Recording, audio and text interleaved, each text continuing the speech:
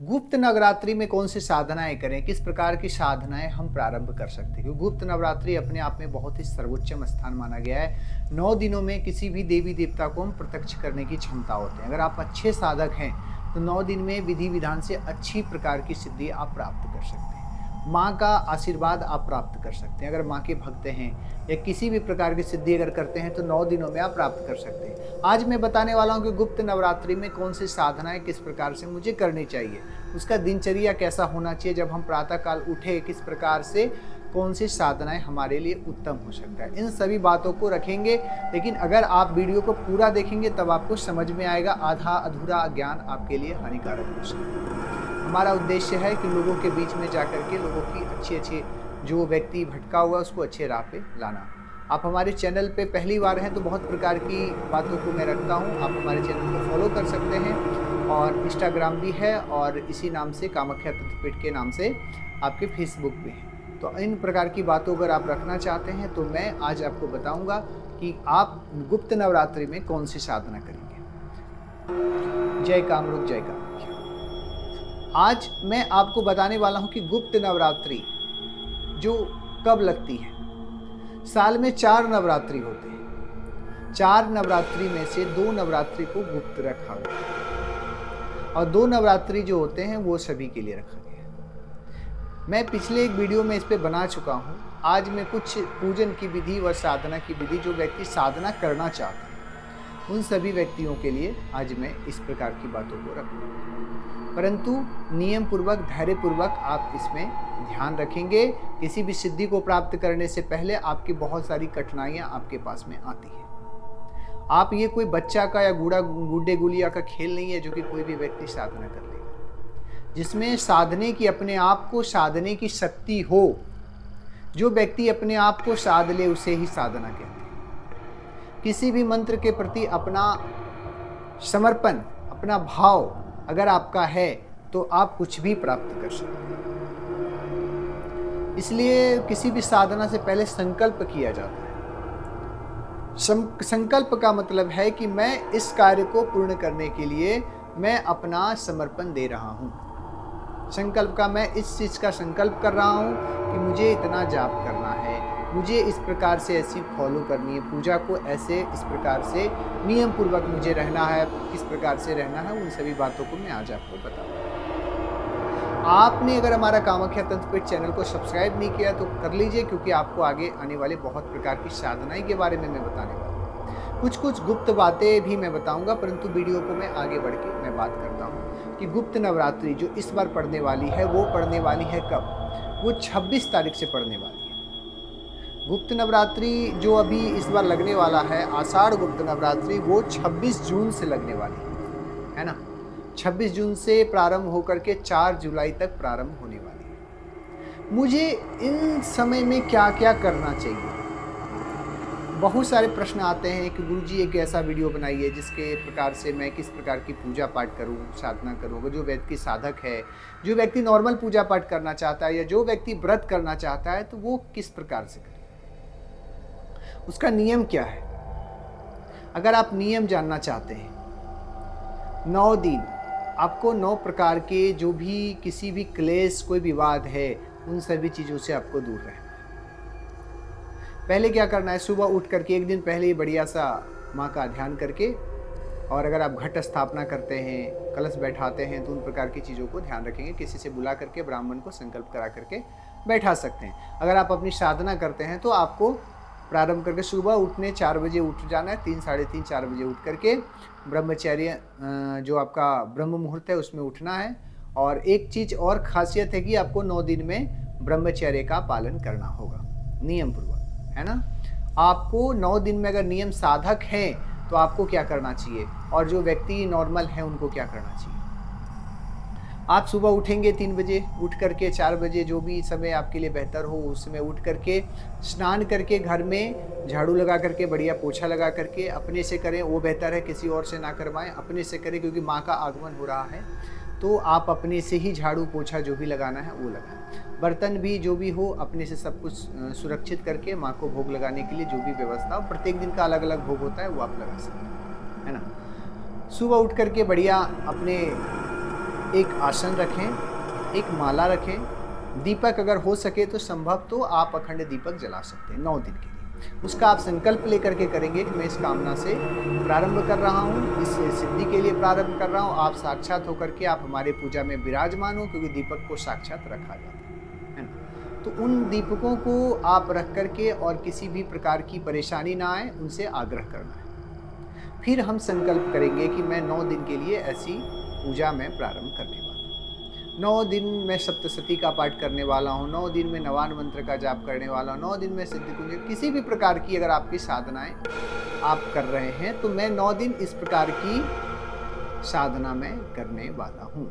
आप हमें आशीर्वाद दें। विनियोग जरूर करें। किसी भी मंत्र का अगर आप जाप कर रहे हैं तो विनियोग करें। सिद्धि कुंजिका का भी जाप करें, या तो आप नवार्ण मंत्र का जाप करें, या कोई भी भैरव की साधना करें। कोई भी प्रकार की अगर आप साधना प्रारंभ कर रहे हैं तो आपको सबसे पहले ना विनियोग आवश्यक है। न्यास करना जरूरी है। अगर आप पूजा में बैठते हैं तो न्यास अगर आप नहीं करेंगे तो फिर गड़बड़ हो जाएगा। एक चीज और आपको मैं बताने वाला हूं कि जो व्यक्ति पूजा में बैठता है, अगर मैं पूजा में बैठ रहा हूं तो हमारा ध्यान भटकता है। तो पूजा में बैठने से पहले जब मैं बैठ जाऊं, अपने आप को ओम अपवित्रः पवित्रो वा ऐसा करके शुद्ध कर लें। मंत्र से शुद्ध करने के बाद प्राणायाम जरूर करें। प्राणायाम अगर आप नहीं करेंगे ना तो आपके ध्यान इधर उधर एकाग्र नहीं लग पाए। प्राणायाम जरूरी है, क्योंकि प्राणायाम पूजा के एक बहुत अहम हिस्सा है। जब भी आप बैठे, क्योंकि हमारा ध्यान इधर उधर भटकता है, तो प्राणायाम बहुत जरूरी है कि प्राणायाम करें। इस प्रकार से आपके लिए जो उत्तम रहेगा। प्राणायाम करने के बाद में हम अपने आसन को ओम अस्य पृथ्वीति मंत्रस्य मेरु पिष्टशि तु सूतलम चरणा कुर्मो देवता आसन पवित्र करणे विनियोग आसन अपने शुद्धि इत्यादि जो सब है निवृत्त हो जाएंगे। फिर उसके बाद गणेश जी का ध्यान करेंगे, मंगलाचरण करेंगे, गणेश जी का ध्यान करेंगे। अगर आप सिर्फ माला जप रहे हैं या सिद्धि का पाठ कर रहे हैं तो आपको नियम पूर्वक उसको फॉलो करना पड़ेगा, जो जो पुस्तकों में लिखा होगा। अगर आप सिर्फ ओनली आपको लगता है कि नहीं मैं सिर्फ साधना के लिए बैठा हूँ, तो आपको माँ का ध्यान करेंगे। माँ का ध्यान करने के लिए आपको भैरव का ध्यान करना पड़ेगा, और भैरव का ध्यान गणेश जी का ध्यान करना पड़ेगा। गणेश जी की एक माला होनी चाहिए।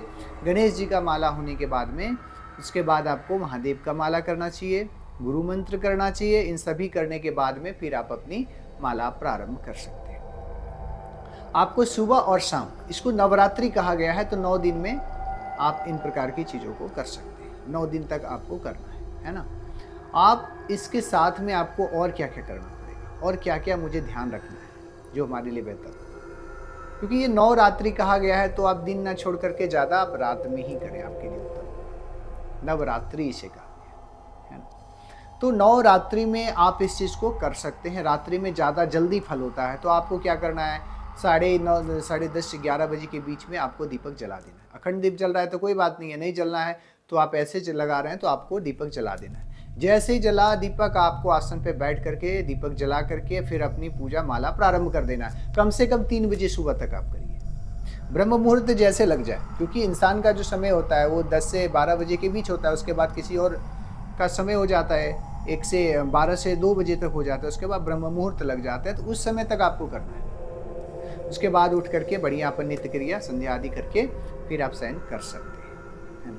उसके बाद अपनी जो कि नित्य क्रिया कर लेंगे, पूजा पाठ कर लेंगे, फिर आप शयन करके उसके बाद फिर जब भी हो आप उठ करके अपनी पूजा प्रारंभ कर सकते हैं, आपके लिए जो सबसे उत्तम हो। क्योंकि अगर आप साधना कर रहे हैं तो आपको बहुत सारी अड़चने भी आएंगी। अड़चने किस प्रकार की हो, आपको कोई किसी भी प्रकार की संकट आपके साथ में आ सकता है जो आपके साधना से भ्रमित कर सकता है। तो इन चीज़ों को आपको ध्यान है कि कोई भी किसी भी व्यक्ति से उग्रता प्रकार से मुझे बात नहीं करनी चाहिए। मैं कभी भी व्यक्ति से उग्रता तरीके से बात ना करूं, ऐसा ध्यान रखना। और एक चीज़ और ध्यान रखना है कि जब हम उग्रता किसी से बात करते हैं तो हम भी बोलेगा तो हमारी जो शक्तियाँ हैं वो छिन्न भी हो सकती है, या तो हमारे वाक्य सिद्ध हैं तो हम किसी को बोलेंगे तो वो गलत भी हो सकता है। तो हमारे जो साधना होता है लोक कल्याण के लिए होना चाहिए। कुछ भी अगर हम पाते हैं ना तो वो लोक कल्याण के लिए होना चाहिए। जो भी मुझे साधना से मिलता है वो हमें लोक कल्याण के लिए मिलता है, हमको भलाई के लिए। परंतु पहले अपने आप को कल्याण कर लें, पहले माँ का आशीर्वाद प्राप्त करें। बहुत लोग तंत्र से रिलेटेड सिद्ध यक्षिणियाँ को भी सिद्ध करते हैं, या तो पिशाचिनियाँ को सिद्ध करते हैं, भूत पिशाच को सिद्ध करते हैं। मतलब 9 दिन में कोई भी चीज़ को सिद्धि आप प्राप्त कर सकते हैं। ऐसा आपको 1-2 चीज़ और फॉलो करना है कि सुबह जैसे अगर आप करते हैं ना, तो आप बलि लास्ट दिन जो होता है बलि दिया जाता है। तो बलि किस प्रकार से आपको जैसे हो, जो भी आपको करवा रहे हैं साधना, उन प्रकार की चीज़ों को ध्यान देंगे किस प्रकार से बलि देना चाहिए। ओके, क्योंकि सप्तशती में 11वें अध्याय में बलि दिया गया अनिवार्य। अब ऐसा नहीं एक बकरे की बलि, लेकिन आपको बलि अनिवार्य है। आपको क्या देना है वो आपका विषय, आपका गुरु का विषय, वो हमारा विषय नहीं। ठीक है, आप इसके साथ साथ में 9 दिनों में आपको और क्या कर सकते हैं। आपको अपने साथ में कुछ विशेष चीज़ रखना है। अगर कोई व्यक्ति आए आपसे मांगने के लिए, तो थोड़ा सा साइड में कुछ आप उस प्रकार से जैसे कुछ पंचमेवा आपको रखना है ना। तो अगर कोई आ जाए हमको मांगने के लिए तो मुझे दे सके। साधना अगर साधना में कर रहे हैं, ध्यान लगा हुआ है हमारा, और उस बीच में अगर कोई व्यक्ति आ जाए कुछ मांगने के लिए, कोई यक्षिणियाँ आ जाए, कोई भी प्रकार की आ जाए, तो मुझे उसमें देने की क्षमता होनी चाहिए। वो क्या क्या मांगे वो आपको गुरु बता देंगे। गुरु जो होते हैं ना, गुरु आपको किसी भी प्रकार की परेशानी अगर आप में है तो गुरु को निकालने की क्षमता होनी चाहिए। तो किसी भी प्रकार की साधना करते हैं ना, तो बिना गुरु का आप ना करें। अगर गुरु के साथ में अगर आप करेंगे तो आपके लिए बेहतर होगा, और गुरु के साथ में अगर आप नहीं करेंगे तो आपके लिए नुकसान होगा। क्योंकि गुरु आपकी गुप्त नवरात्रि जो आषाढ़ गुप्त नवरात्रि लगने वाला है वो 26 जुलाई से लगेगी। और इसमें एक खासियत क्या है, इसमें ना गुप्त नवरात्रि में ना आपको इस बार सर्वार्थ सिद्ध अमृत सिद्ध योग भी शायद लग रहे हैं। सर्वार्थ सिद्ध योग इस बार लग रहे हैं, जो कि आपके लिए सिद्धि प्राप्त के लिए सबसे उत्तम समय होता है। क्योंकि गुप्त नवरात्रि में ना ओनली गुप्त साधनाएं किया जाता है। आप रेगुलर पूजा पाठ करते हैं ना, परंतु जो गुप्त नवरात्रि होता है गुप्त की तरह उसको रखा जाता है और उसकी गुप्त साधनाएं किया जाता है। अगर आप इन प्रकार लग रहा है कि नहीं मुझे इन प्रकार की साधनाएं से नुकसान हो रहा है, अगर आप गुरु का सानिध्य नहीं पाए हैं तो आपको नुकसान होगा, और नुकसान लग रहा है तो उससे आपको बचने की माँ को क्षमा मांगेंगे, मुझे मैया मुझसे गलती हुई है और मैं अब की साधना प्रारंभ करूंगा, तो मुझे बिना गुरु का सानिध्य का मैं नहीं प्रारंभ करूंगा। क्योंकि गुरु ही होते हैं जो आपको आपके इष्ट से कनेक्ट करा सकते हैं। अभी के गुरु मतलब किसी पे मैं टिप्पणी नहीं करूंगा, परंतु गुरु ऐसे होने चाहिए जिनका खुद का मंत्र सिद्ध हो और वो मंत्र आपको दें, वो मंत्र आपके लिए फलीभूत हो।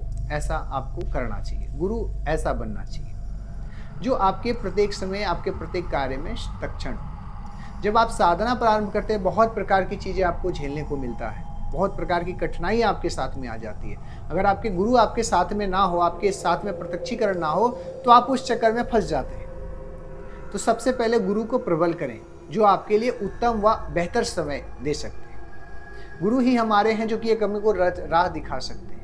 तो गुरु बनाएंगे तभी आप किसी चीज़ को कर सकते हैं। साधना कर रहे हैं आप, हमारे कामाख्या तंत्रपीठ से अगर आप किसी भी प्रकार की परेशानी हो तो आप उसका निवारण पा सकते हैं। अगर आप अदर कंट्री से भी जुड़े हुए हैं या इंडिया से हैं, कहीं से भी हैं, बाहर से हैं, तो आप हमारे व्हाट्सएप नंबर से, ये नंबर व्हाट्सएप भी है और कॉलिंग भी है। कॉलिंग नहीं उठ पाता है तो आप हमारे व्हाट्सएप में मैसेज कर सकते हैं। ज़्यादा परेशान होंगे तो आप हमारे कामाख्या तंत्र, किसी भी प्रकार के तंत्र से रिलेटेड कार्य हो, ज्योतिष से रिलेटेड कार्य, किसी भी प्रकार की परेशानियां हो, तो आप उसका आसान तरीके से निवारण पा सकते हैं। क्योंकि वीडियो मैं जो बनाता हूँ, हमारा उद्देश्य किसी व्यूअर पाना या किसी व्यक्ति को कुछ आहत पहुँचाना या भ्रम फैलाना या अंधविश्वासों को बढ़ाना हमारा है, कतई इसका मैं विरोध करता हूँ। पर मैं चाहता हूँ वीडियो के माध्यम से अगर आप कुछ लोग कल्याण हो जाए तो उसके माध्यम से मैं बताने की कोशिश करता हूँ। वीडियो बड़ा हो रहा है, मैं प्रत्येक बार भी कहता हूँ, मैं छोटा छोटा वीडियो बनाता जो आप लोग देख सकें, जो आपके लिए बेहतर हो सके। ठीक है, वीडियो बड़ा ना हो, इसलिए मैं आपको दूसरे वीडियो में कुछ और प्रकार की बातें बताऊँगा। जय कामरूप, जय कामरूप।